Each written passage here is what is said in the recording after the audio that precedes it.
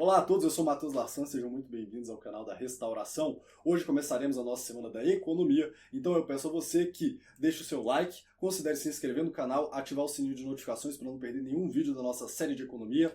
Mande esse vídeo para os seus amigos e familiares no WhatsApp, eu tenho certeza que muita gente vai gostar desse conteúdo. Comente aqui para ajudar no engajamento e fazer com que o YouTube considere esse conteúdo relevante e mostre para cada vez mais pessoas. Like, compartilha, se inscreva no canal, ative o sininho de notificações. Então, começando aqui pelo começo, o que é economia? Economia vem da palavra grego oikos nomia, que é oikos, a casa, nomia, a lei. E a origem latina da palavra, economia, significa o arranjo, a disposição. Então, economia em seu sentido tradicional é a disposição da casa, a lei da casa, como a casa deve ser gerida. Tradicionalmente entende-se Aristóteles, ou tradicionalmente se entendia Aristóteles como o pai da economia, porque Aristóteles foi o primeiro a entender, a sistematizar a economia de um modo filosófico.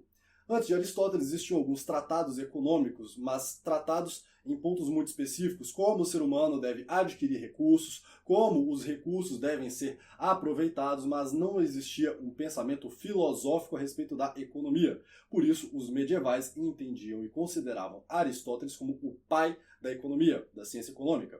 Mas esta paternidade foi colocada em xeque na modernidade e, hoje em dia, a maior parte dos acadêmicos considera Adam Smith como o pai da ciência econômica. Então, o pai da economia moderna é Adam Smith e o pai da ciência econômica tradicional é Aristóteles. Antes de entendermos o conteúdo do pensamento econômico aristotélico, é importante entendermos a forma do seu conteúdo, a forma do seu pensamento econômico e comparar a forma da economia tradicional com a forma da economia na modernidade.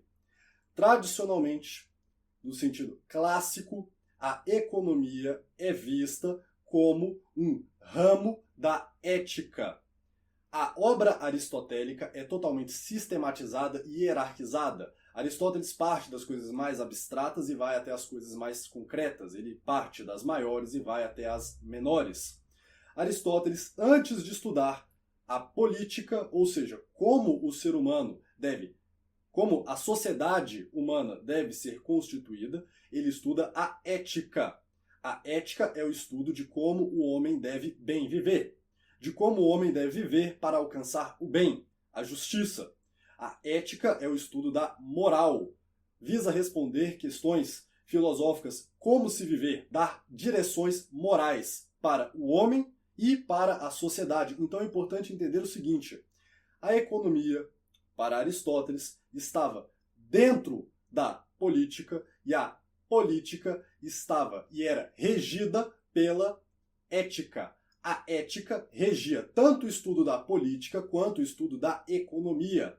De certo modo, isso equivale a dizer que a ética limita ou limitava o estudo da política e da economia.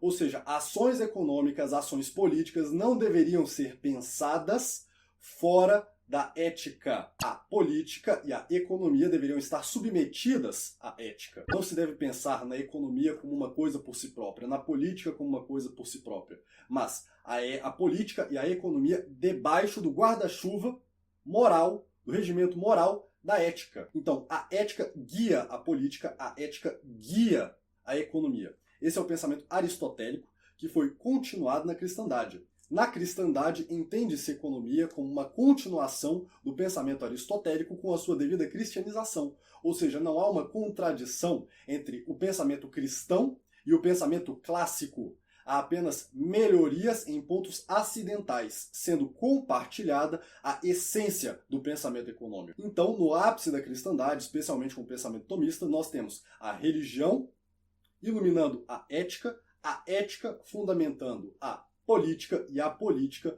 regendo a economia. Tudo de modo muito bem hierarquizado. Mas com a crise moral do fim da Idade Média e com o início do Renascimento, a Igreja vai lentamente perdendo a sua influência na sociedade, em parte por uma crise moral do clero, em parte por uma crise moral da nobreza, dos reis, em parte porque o povo, de modo geral, já não vivia de um modo tão cristão quanto vivia no ápice da cristandade. Com o Renascimento, volta-se o pensamento pagão para dentro da sociedade. Então temos um momento de quase coexistência do cristianismo, da cristandade, com elementos pagãos. Há uma lenta paganização do pensamento econômico, uma lenta paganização do pensamento político, do pensamento filosófico. Isso fica muito claro quando Maquiavel separa a política da ética. É verdade que Maquiavel não fez tanto uma proposição quanto uma descrição, ou seja, ele não criou uma coisa nova, mas ele descreveu o que infelizmente já vinha acontecendo na cristandade, que é o poder pelo poder. Não mais como o poder deve ser utilizado, visando o bem comum, visando o bem social, o bem filosófico, o bem metafísico, o bem da religião, mas é o poder pelo poder. Então não é mais o estudo da conquista do poder e da utilização do poder visando algo maior do que o poder, mas é o poder pelo poder por si mesmo.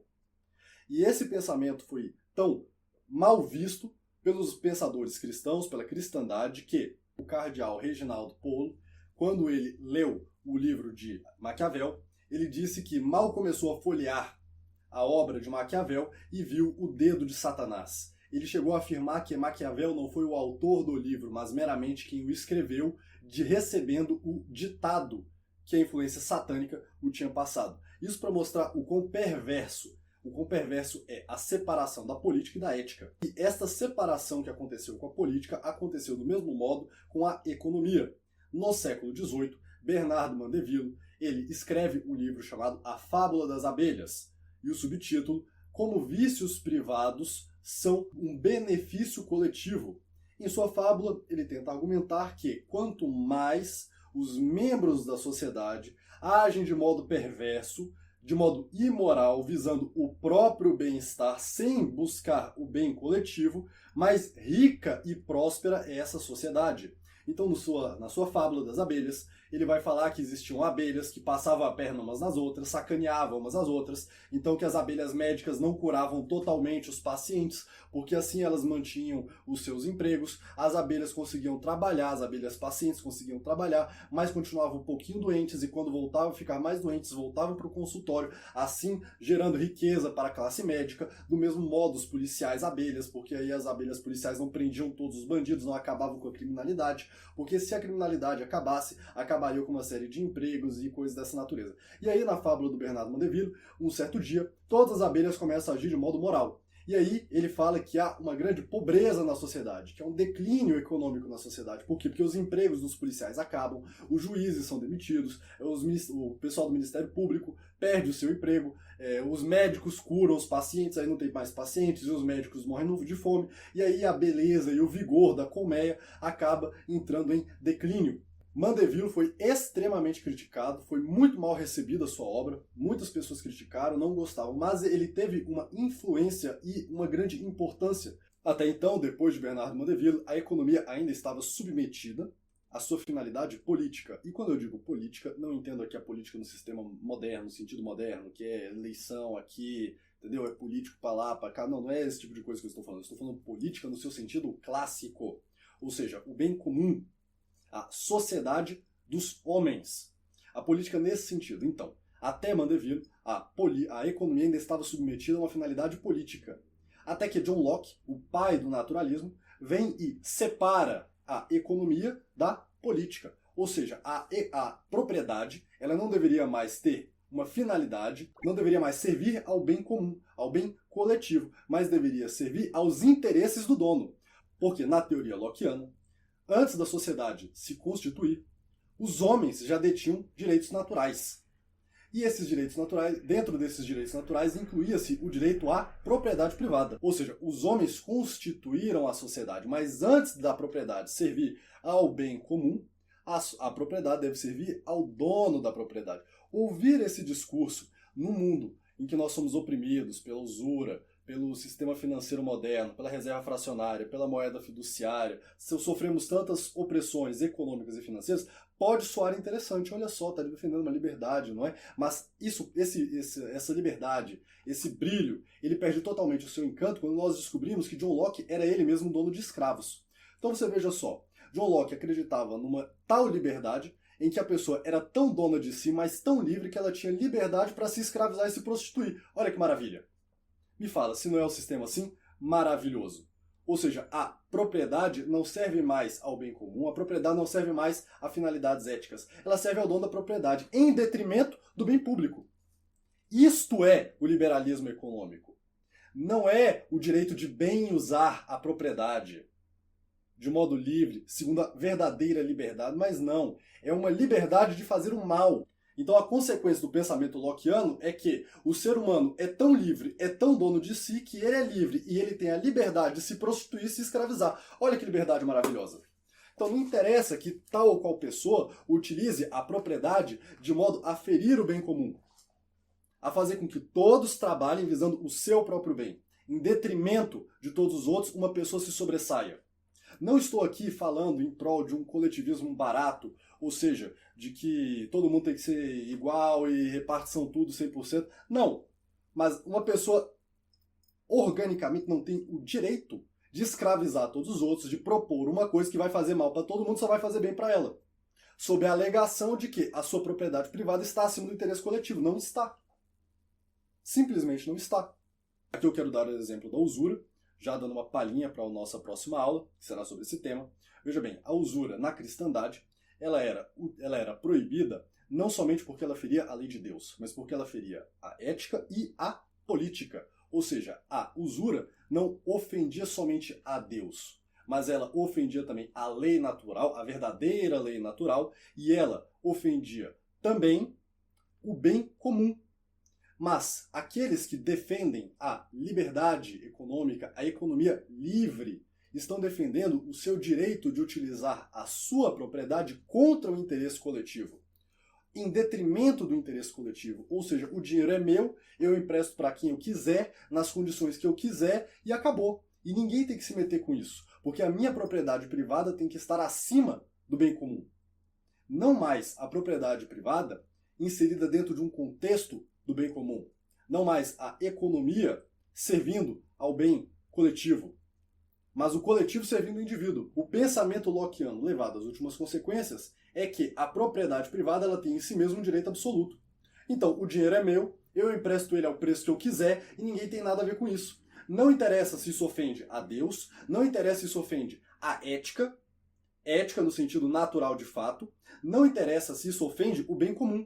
Não interessa se todo mundo sai perdendo e só eu saio ganhando com isso. A propriedade é minha e eu posso fazer com ela o que eu bem quiser. Enquanto no pensamento clássico a economia deveria servir o bem comum e deveria estar pautada na ética, regida pela lei moral, na modernidade a economia está livre do bem público, está livre das amarras morais. A economia serve a si mesma. Esse é o liberalismo econômico. É a economia livre das amarras morais, livre das amarras políticas, livre das amarras religiosas. Isto é o liberalismo econômico. Então, recapitulando o que foi dito nessa aula, para fazermos algumas breves considerações, a economia, no sentido clássico, tradicional, era limitada pela ética e pela política, ou seja, a economia, as ações econômicas não podiam ser pensadas fora da moral. E as ações econômicas deveriam estar voltadas para o bem coletivo.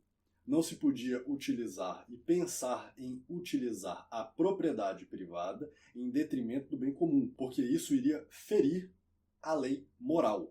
Na cristandade, há uma continuação do pensamento aristotélico com a sua devida cristianização. Já com Maquiavel, há a separação entre política e moral. Com Bernardo Mandeville, haverá a separação entre a economia e a moral. E esse processo de liberalismo, libertação no sentido iluminista, não no sentido verdadeiro, não no sentido clássico, mas no sentido iluminista, progressista, moderno, esse liberalismo econômico se conclui com John Locke separando a finalidade política da economia. Ou seja, a economia não serve mais à ética, não serve mais ao bem comum, mas é a economia pela economia, sem nenhuma outra restrição de ordem moral, de ordem política. Então aqui eu convido vocês a uma reflexão para nós concluirmos essa nossa primeira aula.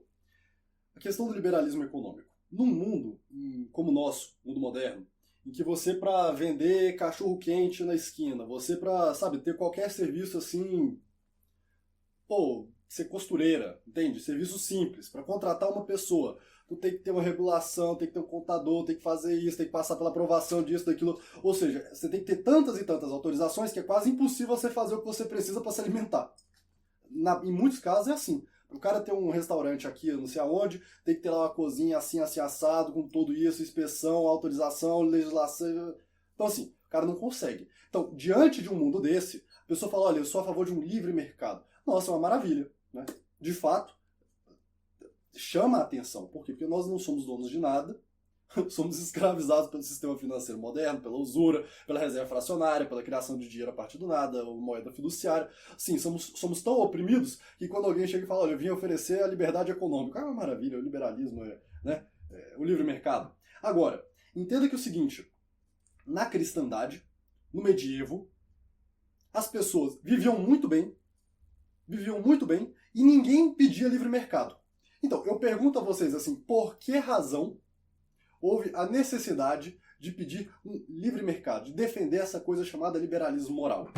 Ora, não foi por algo próprio da cristandade, por uma relação social e econômica, por relações sociais e econômicas durante o medievo, mas foi por algo que aconteceu depois do medievo. Então entendam só, se hoje as pessoas que defendem, na maior parte dos casos, tá, um mercado livre, são pessoas de boa índole, que só querem conseguir, na maior parte dos casos, tá bom?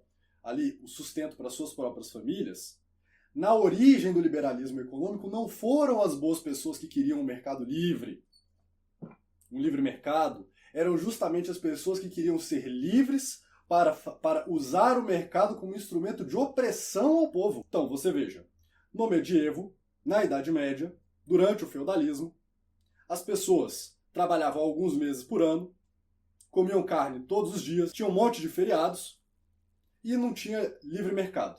Aí, com a maravilha do livre mercado, da economia liberal, veio a Revolução Industrial e os pais foram expropriados das suas propriedades, tiveram que ir para a fábrica trabalhar em turno de 16 horas seguidas, criança fazia fila na indústria do carvão, porque morria uma criança, tirava ela de lá e já colocava outra no lugar. Então, assim, olha que maravilha que é a economia livre da moral, a economia livre da sua finalidade, que deve ser servir o bem comum.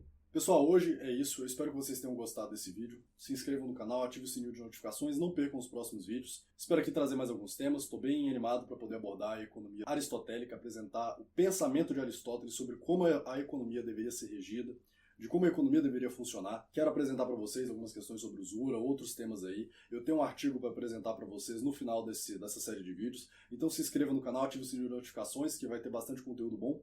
Mande para os seus amigos, para os seus familiares. Acredito que muita gente vai gostar mesmo desse conteúdo. Comente aqui se faz sentido tudo isso, se você tem alguma sugestão, alguma crítica. Comente aqui no vídeo e me dê a sua opinião. Tá certo? Pessoal, no mais é isso. Só Cristo é Rei, fogo no mundo. Viva a restauração. Tchau, tchau.